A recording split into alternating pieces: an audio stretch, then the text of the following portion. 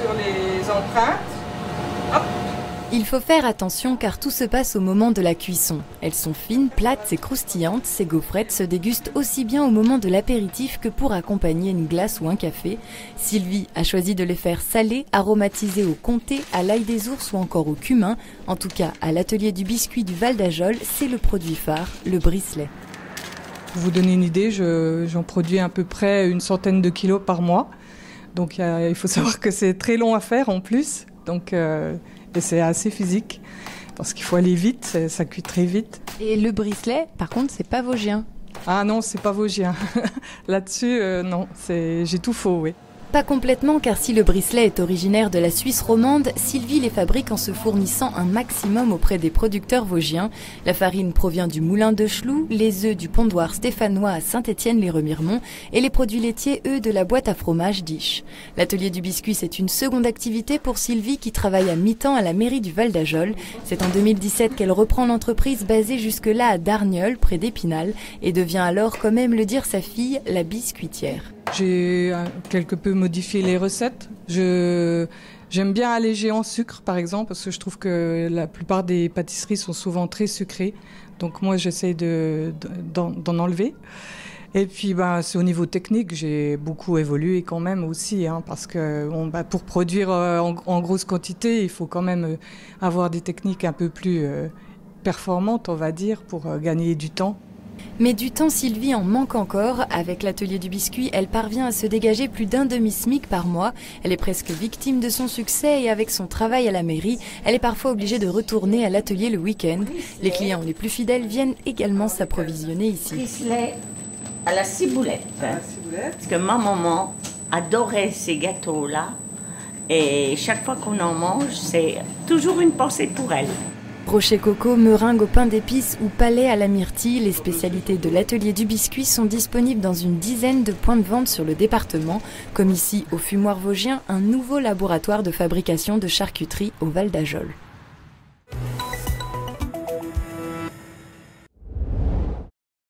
Avec votre avocat tour, votre solo de circuit, vous avez terminé. Voilà. Nous sommes prêts et déterminés. Eh ben, parfait, merci, bonne route. Ce matin, le bâtonnier de Strasbourg a confié aux avocats de la ville une lettre ouverte à distribuer dans les permanences des candidats aux municipales. Le but, se faire entendre dans leur lutte contre la réforme des retraites. C'est pas un régime spécial, c'est un régime autonome. Et notre caisse qui s'autofinance, qui est égalitaire puisque nous avons une pension de base qui est la même pour tous et qui est déjà solidaire puisque nous contribuons à hauteur de près de 100 millions d'euros chaque année aux autres régimes déficitaires. On ne comprend pas pourquoi elle devrait cesser de fonctionner, alors qu'elle fonctionne très bien. Avec l'intégration au régime universel, les avocats verraient leur pension baisser d'1 tiers, alors que les cotisations se multiplieraient par 2. De quoi menacer l'existence de la moitié des cabinets, selon les avocats. Selon le projet de réforme, pour des revenus inférieurs à 40 000 euros bruts par an, ce qui est le cas de la moitié de la profession, eh bien, il y a un doublement des cotisations qui est prévu. Avec ce niveau de revenus, eh bien, ce sont les jeunes, surtout, qui en premier lieu vont être impactés. Et justement, on se demande, avec l'impact de cette réforme, de ce qu'il promet, quel est effectivement le but et surtout quelle place le gouvernement veut bien nous donner. Les 500 avocats du barreau de Strasbourg sont tous en grève depuis début janvier et la majorité des cabinets sont fermés. Demain, pour la rentrée officielle au palais de justice et pour la première fois, le bâtonnier de Strasbourg prendra la parole. La grève va pour l'instant durer jusqu'au 28 janvier, mais elle pourrait être reconduite.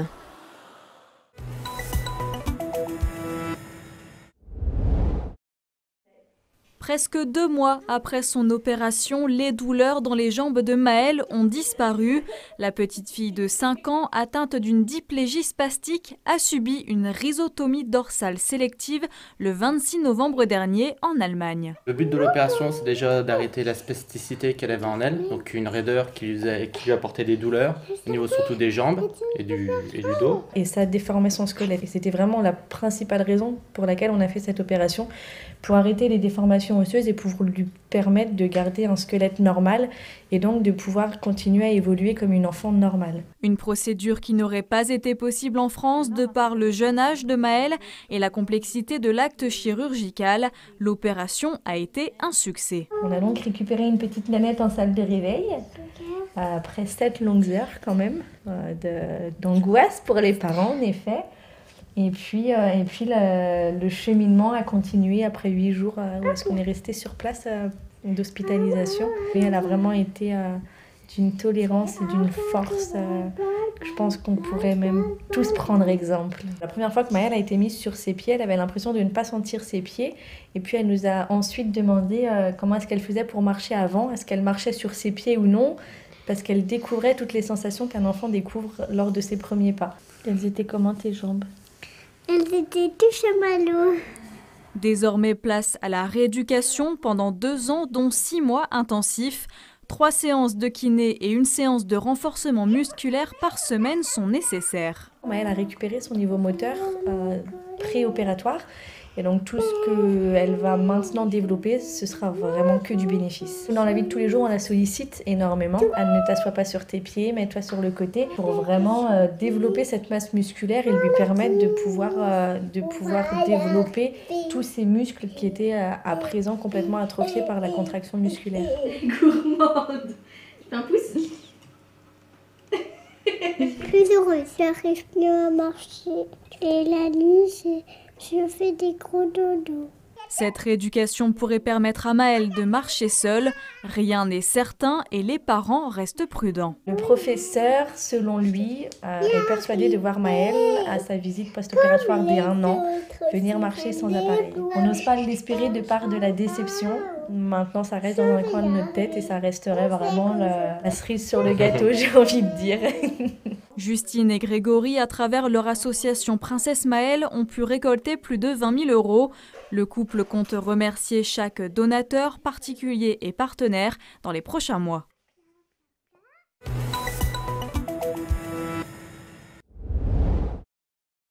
Fini les grandes filières, place au bac à la carte.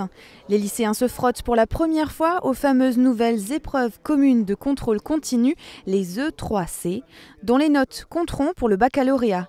Ce matin, au lycée Ribaud-Pierre, les premiers retours des élèves sont plutôt positifs. Il y a des points négatifs et positifs parce qu'on a pu choisir notre spécialité, mais on doit aussi en abandonner une. Du coup, ça c'est assez dur pour choisir laquelle on enlève. Mais sinon, on a pu un peu varier nos choix, du coup, prendre différentes spécialités par rapport à ce qu'on va faire plus tard. Ça fait noter un peu au cours de l'année et du coup, c'est plus facile que si on était évalué qu'en fin d'année et là où on est stressé et qu'on gâche tout. On a l'impression de faire un contrôle qui est normal, alors qu'en fait, ça compte pour le bac, donc c'est positif, je trouve. Histoire-géographie, langue vivante, jusque-là rien de bien méchant, si ce n'est que les sujets d'examen sont au choix de chaque établissement. Tous les lycéens de France ne seront donc pas évalués sur le même sujet au même moment, un point sensible de cette réforme. Les sujets des épreuves sont issus d'une banque nationale. Ils ont été visés par des inspecteurs généraux, d'autant plus qu'il y a une commission d'harmonisation qui ensuite va étudier pour chaque sujet les notes qui ont été données et harmoniser l'ensemble. Donc je pense qu'on peut être complètement rassuré de ce point de vue-là. Le retour que nous avons aussi bien de la part des professeurs que des élèves, c'est que visiblement il n'y a pas eu de mauvaise surprise, pas de piège. Les élèves n'ont pas été surpris du sujet qui leur a été donné. Donc visiblement, les retours sont positifs. Les épreuves communes de contrôle continu comptent pour 30% de la note finale du bac, un changement qui devrait préparer les élèves plus sereinement à l'obtention de leur précieux sésame. Il faut relativiser, ce sont des épreuves importantes pour les élèves, mais en même temps dont l'impact est plutôt positif puisque ça leur permet d'avoir une validation de toute une partie du programme qu'ils ont traité jusqu'à aujourd'hui. Je suis confiante dans l'intérêt de cette réforme qui vise vraiment la réussite des élèves d'abord et surtout leur réussite dans l'enseignement supérieur. Aujourd'hui, nous sommes le 22 janvier, ouverture de Parcoursup pour cette année. Je sais combien cette réforme qui offre une plus grande diversité de parcours pour les élèves les prépare mieux à l'enseignement supérieur. La réforme du baccalauréat 2020 dans l'ensemble de l'Académie de Strasbourg concerne 14 000 élèves et 68 lycées. La suite des épreuves est prévue ce vendredi.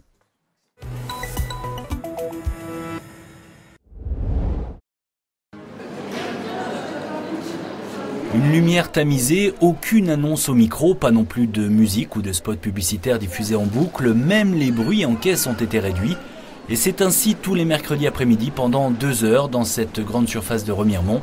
Un temps calme destiné aux personnes qui souffrent d'hypersensibilité, comme la petite Mathilde, 9 ans, atteinte d'un autisme sévère atypique. C'est sa maman, par ailleurs présidente de l'association Mathilde et ses amis Autisme et compagnie, qui récemment a soumis l'idée à la directrice du magasin, lui expliquant combien il était difficile pour elle de faire ses courses avec sa fille. Le but du jeu, c'est que les familles puissent venir ici faire leurs courses alors qu'elles ne sortent jamais de chez elles. C'est souvent les papas qui viennent faire les courses sans les mamans, ou les mamans sans les enfants, parce que c'était trop difficile pour les enfants avec troubles, en tout cas du spectre de l'autisme. Je l'écoute, là on est vraiment dans une ouverture d'esprit, bienveillance. Et j'écoute toutes les difficultés que ces familles rencontrent et je me mets en fait à leur place. Donc, parce que bien sûr, moi je suis maman et je me dis mais comment on peut vivre tout ça. Le message a donc été entendu, tous les sons parasites et toutes les lumières un tant soit peu agressives sont ainsi atténuées 2 heures par semaine. Ce sont des agressions quasi permanentes et un enfant avec trouble du spectre de l'autisme doit constamment retraiter les informations. Et donc, si là ça clignote, si là ça bip, etc., ils sont concentrés que sur ces bruits qu'ils retraitent en permanence. Ils sont ce qu'on appelle en surcharge sensorielle. Et puis on peut arriver à la crise quand il y a surcharge.